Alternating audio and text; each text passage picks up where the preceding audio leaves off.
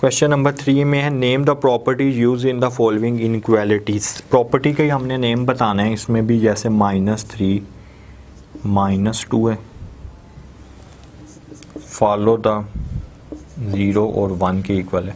तो 0 1 कब बनेगा? ये -3, मैं इस साइड पे भी +3 करता हूँ, इस साइड पे भी +3 करूँगा तो ये 0 आ जाएगा और ये 1 के इक्वल आ जाएगा। तो इसमें हमने कौन सी प्रॉपर्टी +3 किया है बोथ साइड पे, तो ये closure property with respect to addition, closure property with respect to addition हमने इसमें फॉलो की है।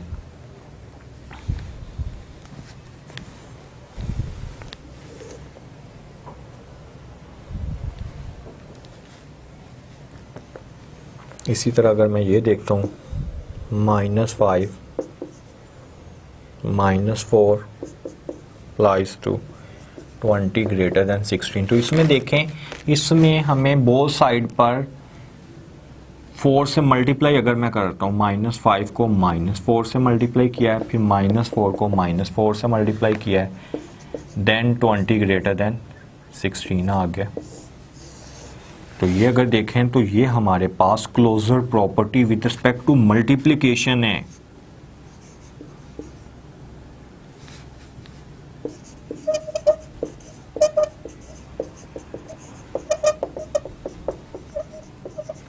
विद रिस्पेक्ट टू मल्टीप्लिकेशन, इसमें हम डिफरेंट प्रॉपर्टीज के नाम यूज कर रहे हैं। अगर तो हमें ऐड करना पड़े तो वो विद रिस्पेक्ट टू मल्टीप्लिकेशन आएगी, अगर ऐड करना पड़े तो विद रिस्पेक्ट टू एडिशन है, अगर मल्टीप्लाई या डिवाइड कर रहे हैं, अगर हम प्लस या माइनस करने से आए तो वो विद रिस्पेक्ट टू एडिशन है, अगर मल्टीप्लाई या डिवाइड करने से वो आ रहा हो हमारे पास इक्वल तो ये विद रिस्पेक्ट टू मल्टीप्लिकेशन आएगा।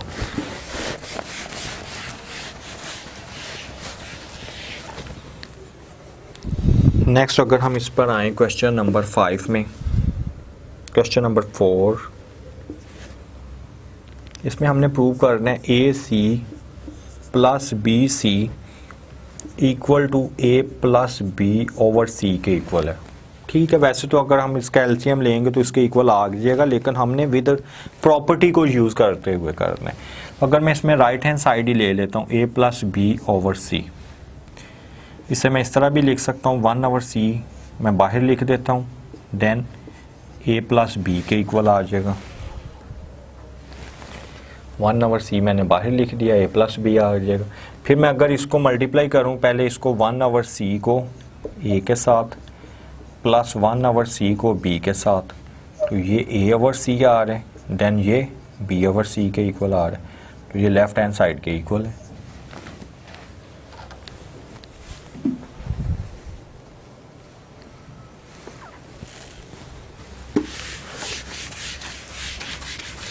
नेक्स्ट इसी तरह प्रॉपर्टी यूज़ करते हुए हम क्वेश्चन नंबर 5 देखते हैं। क्वेश्चन नंबर 5 में हमने प्रूव करना है -7/12 -5/18 इक्वल टू -21 -10/36। ये प्रॉपर्टी यूज़ करेंगे तो सबसे पहले हम राइट हैंड साइड ही अगर ले लें, -21 -10/36, इसमें अगर मैं 1/36 पहले बाहर लिख लेता हूँ तो -21 और -10 इस तरह हम इसे लिख सकते हैं। फिर 1/36 को 21 से करते हैं, -21 एंड -1/36 और ये आ जाएगा 10।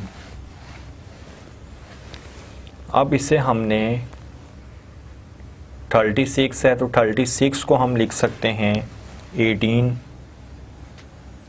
-21 को हम इस तरह भी लिख सकते हैं -7, ये 1 है, 36 है तो 36 को 18 और 2 के साथ भी हम लिख सकते हैं इस तरह। देन -21 है तो इसे हम -7 और 3, -7 और 3 आएगा तो इसका भी 3 ही आना चाहिए।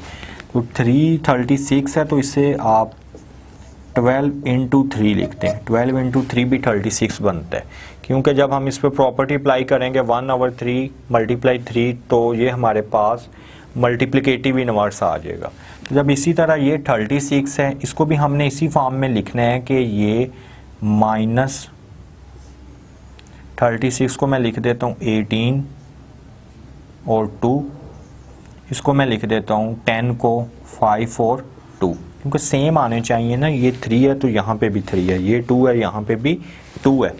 तो इससे हम अगर इस फॉर्म में लिखते हैं -7/12 और साथ आ रहा है 3 इंटू 1/3, फिर -5/18 और आ रहा है 2 इंटू 1/2। अब ये मल्टीप्लिकेटिव इनवर्स है कि अगर हम 3 को इसके रेसिप्रोकल से मल्टीप्लाई करेंगे तो वो 1 के इक्वल आएगा।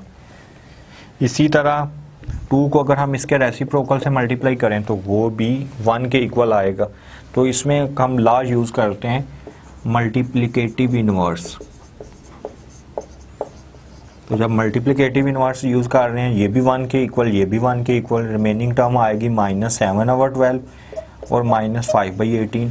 तो इसमें अगर ये देखें कि लेफ्ट हैंड साइड पे -7/12 और -5/18 ही है, ये चीज़ हमने प्रूव करनी थी।